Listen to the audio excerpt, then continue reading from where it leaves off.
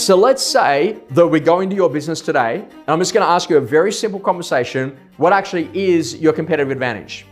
Let's say that your agency's been around for a while. You've got a competitive advantage in past clients, past market appraisals, archive landlords, current data sets, previous campaigns, market share in the back end. You've got a whole conversation around what it is that you've done before. You've got great stories to tell. But imagine that I literally open up opposite you and I literally start my own firm and we're now going head to head as competitors. Who's going to win? And you should win every day of the week. You should absolutely smash me to smithereens in terms of your market share penetration because you've got all of those things.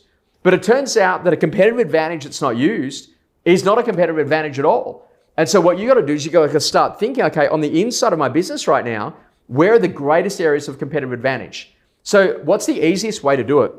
Well, let's say you're going to have a quick look at the data sets. What are the data sets that sit inside of your business today?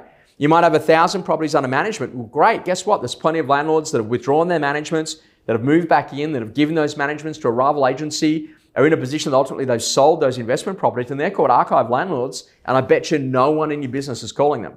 There's a whole heap of people called past clients. Your business might have been around for 5 years, 10 years, 20 years, and all of those past clients that are actually due for an annual checkup call. So as you move into the month, how many people have actually bought a property from your agency this month? And how many of those people have you actually called to say, congratulations, you've owned a home for another year?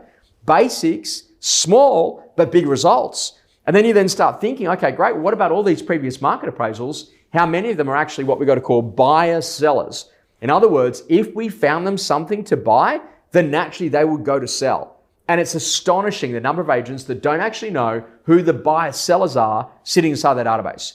So if you want to get good at the game, when you actually have like literally a daily review of your buyer sellers, a weekly review of every market appraisal that you've done inside of your career, and a monthly review of every single person that bought from you in that month over the history of your career.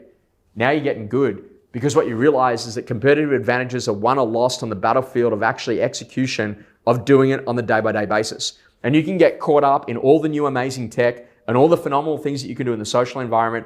But if you don't call your past clients and you don't chase those market appraisals and you don't go after those landlords or maybe those archive landlords, then literally you're missing one of the biggest tricks in the book, which is to amplify the existing relationships that you've already got. And you know what we've learned straight away is that customers that you already know are so much easier to work with. If you're in a position that you've got to continually go out there and chase for new business and advertise and market to try to meet sellers, you've already lost.